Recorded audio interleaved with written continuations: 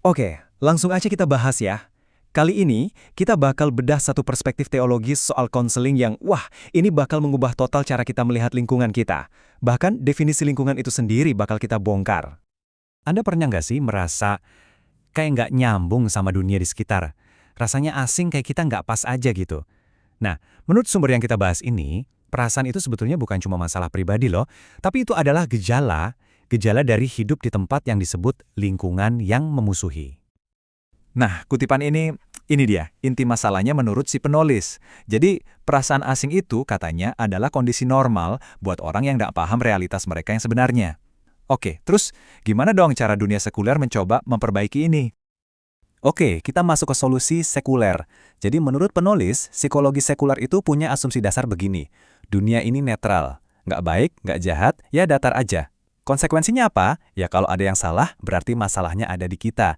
Kita sebagai individu, kitalah yang perlu diperbaiki. Nah, yang menarik banget di sini, coba lihat deh. Ada dua pendekatan yang beda banget cara mandangnya. Si Skinner ini fokusnya ke perilaku. Perilaku yang salah, itu yang harus diubah. Sementara Albert Ellis, dia lebih ke pikiran. Keyakinan-keyakinan yang nggak rasional. Jadi solusinya Skinner, ya udah, ubah aja lingkungannya. Solusinya Ellis, beda lagi. Dia lebih kayak bilang, ubah cara pikirmu. Terima aja, hadapi aja. Kelihatan kan bedanya? Dan, wow, kutipan ini benar-benar nonjok ya. Ini kritik utama dari si penulis. Analoginya kuat banget. Sistem sekuler itu merasa udah berhasil membotolkan lautan. Merasa udah paham seluruh realitas manusia. Padahal, kata penulis, yang mereka pegang itu cuma genangan air.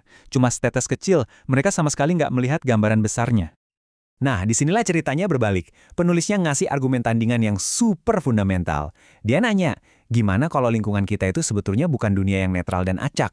Gimana kalau lingkungan kita itu adalah sesuatu yang jauh lebih personal dan mencakup segalanya?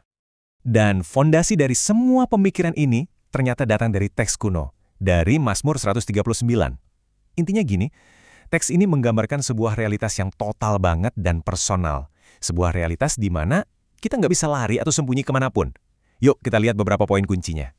Poin pertama dari Mazmur ini adalah soal keintiman yang radikal.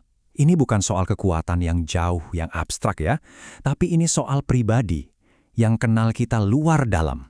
Bahkan mungkin lebih dalam dari kita kenal diri kita sendiri. Lalu ada ide soal kemahahadiran. Coba pikirin kalau Tuhan itu ada di mana-mana, berarti nggak ada tempat yang di luar dari lingkungannya kan? Jadi, menurut pandangan ini, kita itu sebetulnya selalu ada di dalam hadiratnya. Mau kita sadar atau enggak. Nah, ini dia poin kuncinya. Penulis ini mendefinisikan ulang apa itu lingkungan dasar kita. Bukan lagi udara yang kita hirup, bukan kota tempat kita tinggal, tapi Tuhan sendiri. Dan ini mengubah segalanya dalam cara kita memandang konseling. Oke. Jadi, kalau Tuhan itu adalah lingkungan kita, terus gimana prakteknya? Maksudnya, dalam sesi konseling benaran, gimana cara kerjanya? Nah, penulisnya menjabarkan beberapa doktrin teologis yang ternyata bisa jadi alat yang sangat praktis. Dia mengajukan 3 pilar utama: kedaulatan, keadilan, dan Tritunggal. Kedengarannya mungkin agak berat ya, istilah teologi banget gitu. Tapi tenang, kita akan bedah satu persatu gimana penulis melihat ini sebagai alat yang beneran praktis.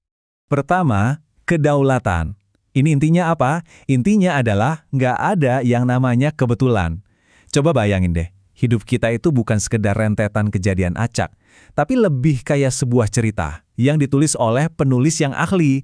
Nah, kalau kita pakai kacamata ini, penderitaan atau masalah itu bukan lagi gangguan, tapi jadi bagian dari rencana besar yang diatur oleh pribadi yang peduli, bukan sekedar takdir buta. Saya suka banget kutipan ini karena ini ngejelasin bedanya. Tuhan itu bukan kayak sumber daya, bukan stop kontak yang bisa kita colok seenaknya. Justru sebaliknya, dia adalah pribadi yang berkuasa, dan kita yang harus menyesuaikan diri dengannya. Ini pergeseran besar banget loh, dari yang tadinya mau mengontrol semua hasil, jadi belajar percaya pada sang perencana. Tapi pasti muncul pertanyaan ini kan? Kalau memang Tuhan yang baik itu berkuasa, kenapa kok rasanya banyak banget hal yang nggak adil di hidup ini? Nah, pertanyaan ini membawa kita ke doktrin praktis yang kedua. Nah, doktrin keadilan ini pada dasarnya bilang gini, jangan menilai sebuah buku hanya dari satu bab yang lagi kita baca. Ketidakadilan yang kita lihat sekarang, menurut pandangan ini, itu cuma bagian tengah dari cerita. Cerita yang sedang berjalan menuju sebuah resolusi akhir. Keadilan itu pasti datang.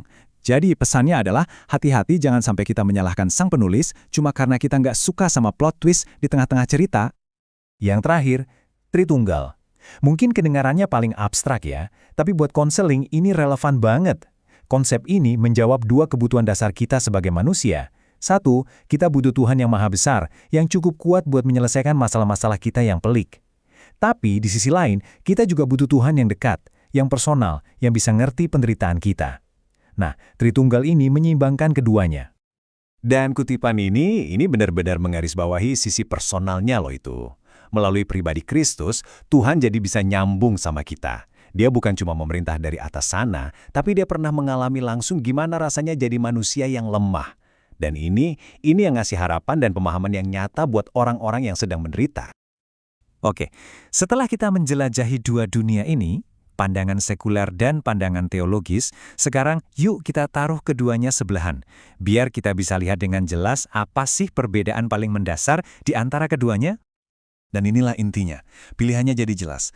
Apakah masalahnya ada di dalam diri kita yang perlu diperbaiki supaya cocok dengan dunia yang katanya netral? Atau apakah masalahnya adalah kita perlu menyelaraskan diri kembali dengan realitas yang sesungguhnya, yaitu Tuhan sendiri, lingkungan kita yang sejati? Ini akhirnya meninggalkan kita dengan satu pertanyaan penting untuk kita renungkan. Saat kita mencari bantuan, entah itu ke konselor, baca buku, atau curhat ke teman, apa sih asumsi dasar yang kita pegang? Apa keyakinan kita tentang hakikat realitas itu sendiri? Karena kalau menurut analisis yang kita bahas barusan, jawaban kita untuk pertanyaan itu akan menentukan segalanya.